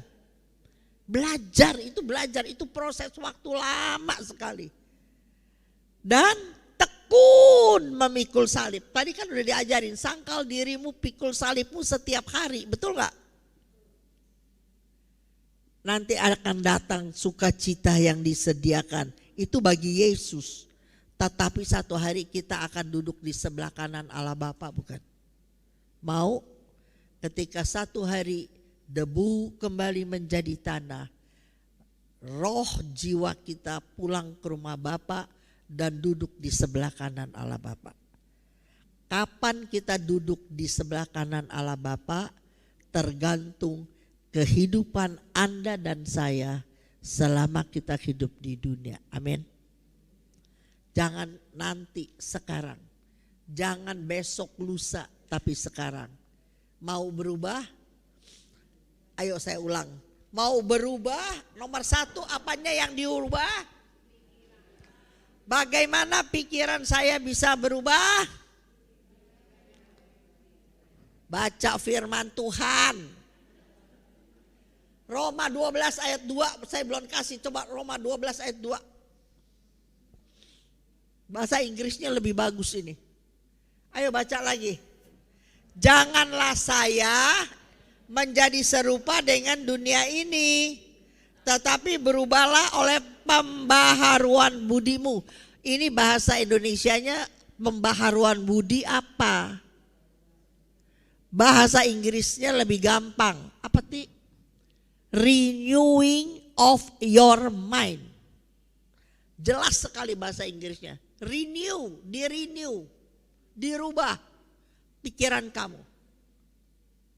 Sehingga saya dapat membedakan mana kehendak Allah yang baik, yang berkenan, dan yang sempurna. Anda lihat begitu banyak ayat menuntut Anda dan saya berubah. Jadi tidak ada kata terlambat. Berubah itu harus apa enggak? Hanya bisa berubah karena firman. Saya ulang ya. Tanpa firman kamu tidak bisa berubah. Itu Yesus yang ngomong. Yohanes 15 ayat 3. Kamu memang sudah bersih karena firman yang telah kukatakan kepadamu. Yohanes tuh, coba baca sekali. Saya tulis, ikutin. Saya yang Tuhan katakan kepada. Ada pertanyaan? Jelas nggak pelajaran ini? Mau berubah nggak? Mau disenangin orang nggak? Disenangin pasangan, disenangin anak, disenangin mantu, cucu, teman, semua senang sama kita. Tapi kita harus berubah. Itu sakit apa enggak? Harga yang mesti dibayar enggak? Diem, sabar, ngalah, susah apa enggak? Susah pinter. Tapi kita enggak sendirian. Roh Allah ada di kita. Amin. Ketika kita mau, percaya saya, Allah akan menolong kita. Amin. Mari kita berdoa. Dalam nama Bapa dan Putra dan Roh Kudus. Amin. Tak henti-hentinya kami mengucap syukur kepadamu Bapa di dalam surga. Kami tahu Tuhan, Engkau rindu sekali melihat kami bertobat. Engkau ingin sekali keluarga kami rukun-rukun. Engkau mau sekali memakai kami untuk menjangkau banyak jiwa. Sebab Engkau gak punya anggota tubuh Tuhan.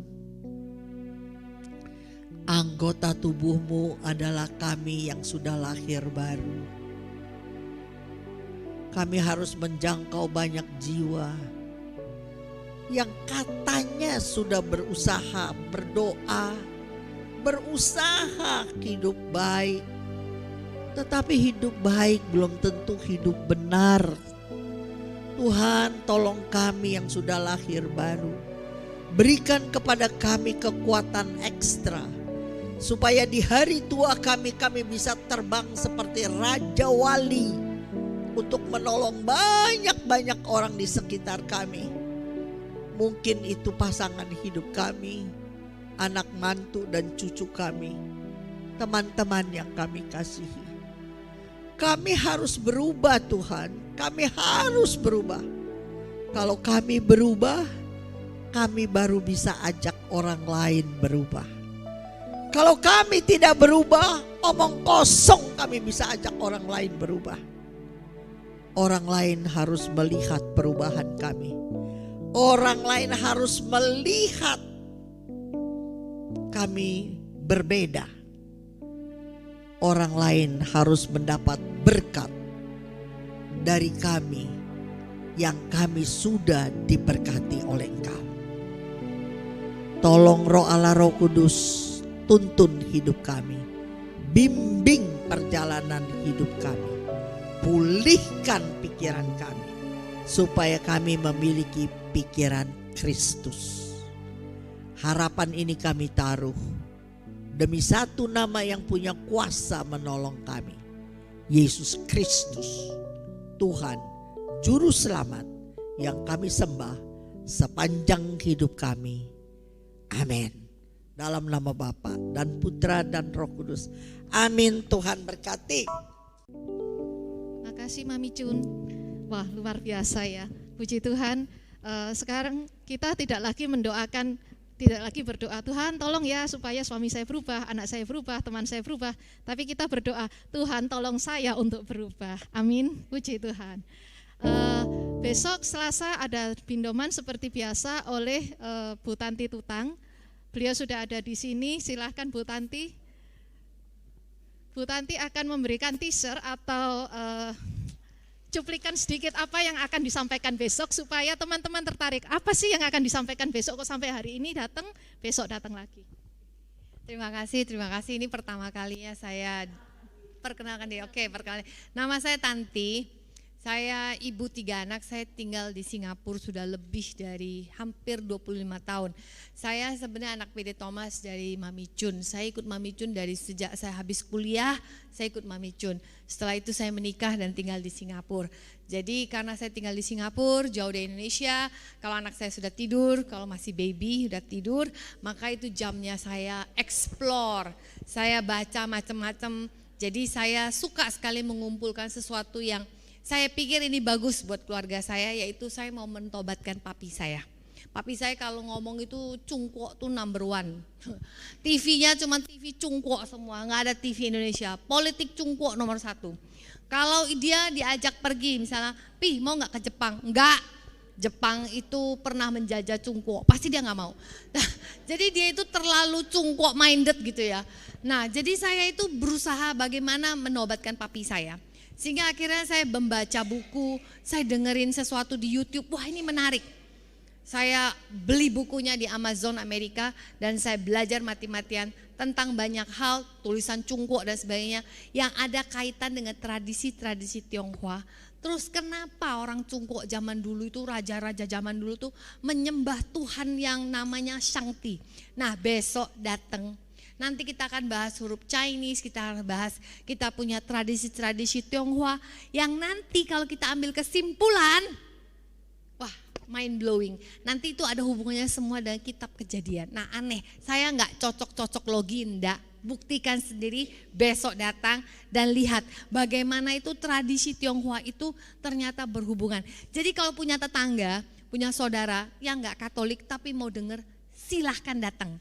Karena saya nggak nyinggung agama orang, saya malah membuka sebuah rahasia tradisi kita punya nenek moyang. Kenapa nenek moyang kita itu sembayang itu sama Tikong? Ada yang Hokkien nggak di sini? Hokkien, Teochew ada nggak? Sesei jiang Hua-yi zai这边. Wah, ni jiang Hua-yi我知道. Ada yang lain nggak bisa ngomong Hua-yi? 1, 2, oke. Kalau ngomong Hokkien atau Teochew bisa nggak? Oh Taiwan Lighter, oke. Nanti ya besok karena saya orang Teochew, saya lebih fluent ngomong Teochew Hokkien. Biasanya orang-orang di kampung saya lah, saya kan dari Jambi. Jambi itu mirip-mirip kayak Pontianak, banyak orang Teochew, banyak orang Hokkien. Sembayang untuk Tikong itu pakai hio 3 langsung ke langit, nggak pakai di kelenteng, betul? Nanti kalau sembayang Tikong ada airnya 3, hionya 3. Besok kita belajar kenapa ada 3 hio, 3 air, mangkok dan sebagainya. Terus 3 itu orang Chinese itu banyak 3. Terus nanti orang Chinese banyak kain merah di mana-mana. Besok kita belajar biar penasaran ya. Terima kasih sedikit sekilas dari saya. Saya mau tambahkan lagi ya. Saya udah dengar pelajaran ini 3-4 kali. Tapi saya nggak pernah bosen. Bayangin ada 150 huruf Chinese, 150 huruf loh ya. Jadi ini kan udah ribuan tahun yang lalu. Itu cerita tentang perjanjian lama. Jadi orang yang di sini besok kalau ada temennya, saudaranya yang bisa huruf Tionghoa, kamu ajak datang. Percaya saya, dia akan serius nanti belajar tentang kebenaran.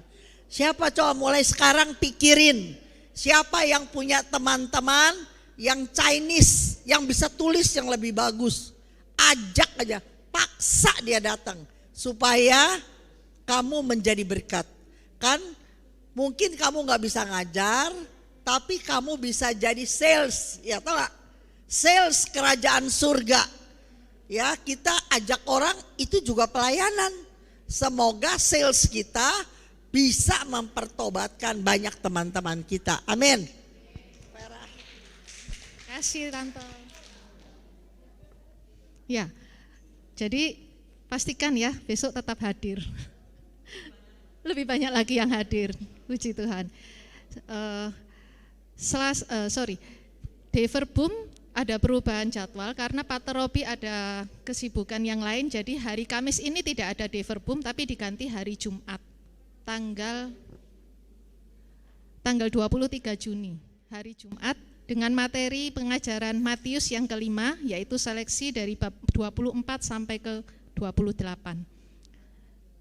Untuk pengumuman dari KOR, bila Bapak Ibu membutuhkan pelayanan dari KOR Bunda Kudus, silahkan menghubungi Ibu Lili Mokhtar, baik untuk pelayanan misa pernikahan atau misa yang lain atau acara yang lain, bisa menghubungi Ibu Lili Mokhtar. Atau bila ingin bergabung bersama-sama dengan kami di dalam tim KOR Bunda Kudus juga boleh. Kami melayani di Catholic Center setiap hari Jumat pertama, misa Jumat pertama di Catholic Center jam 12 siang.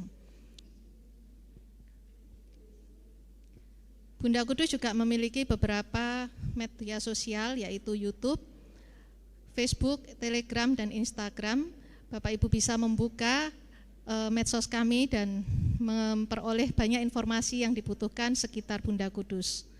Bapak Ibu yang terkasih, bila tergerak hati untuk membantu pelayanan kami di Pindoman, silahkan mentransferkan donasi Bapak Ibu melalui rekening BCA 464567567 atas nama Erni Istiawan atau Setiawati Mulyo. Dan kami umumkan juga Catholic Center ini ada ruang adorasi di sebelah sini. Jadi ruang adorasi ini terbuka setiap jam kerja dari hari Senin sampai hari Sabtu jam 8 sampai jam 4 sore. Silahkan Bapak Ibu jika ingin beradorasi di tempat ini juga boleh. Dan ada misa Ekaristi di hari Rabu dan hari Jumat siang jam 12. Kemudian juga kami menyediakan barang-barang rohani penjualan dari Pater Robi Wawor, di mana semua hasil penjualannya akan dipakai oleh Pater Robi untuk pelayanannya di Holy Land. Silahkan Bapak Ibu membantu pelayanan Pater Robi Wawor dengan memesannya melalui Ibu Agnes Rosalina. Terima kasih, sekian pengumuman, Tuhan memberkati. Sampai jumpa besok. Dan kita akan tutup dengan pujian bersama dengan Shirley dan teman-teman. Puji Tuhan, yang diberkati oleh firman yang disampaikan oleh Mami Jun hari ini boleh angkat tangan. Kita semua percaya bahwa kita adalah anak-anak pilihan Tuhan yang mau berubah, boleh angkat tangan. Mari bangkit berdiri, kita mau akhiri persekutuan doa kita pada siang hari ini. Bahwa bukan kita yang memilih, tetapi Tuhan yang telah memilih Bapak dan Ibu sekalian untuk kita boleh berubah dan menjadi alat bagi kemuliaan-Nya.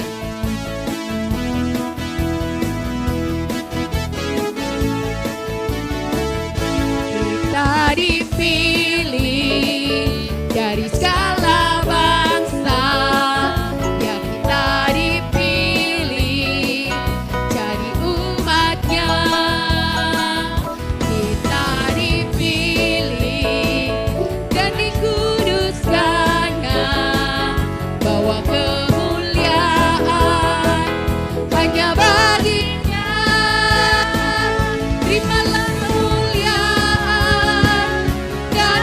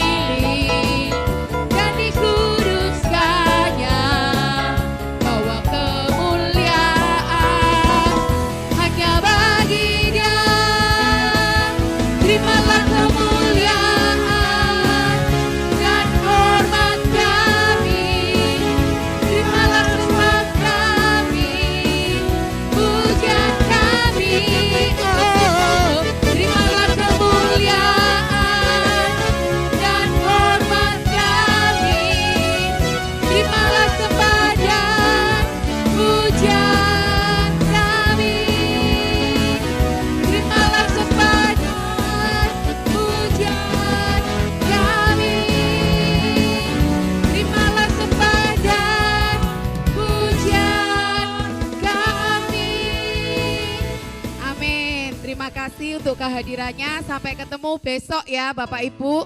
Silakan membawa teman, silakan membawa saudara, keluarga, kerabat memenuhi tempat ini. Terima kasih, Tuhan Yesus memberkati.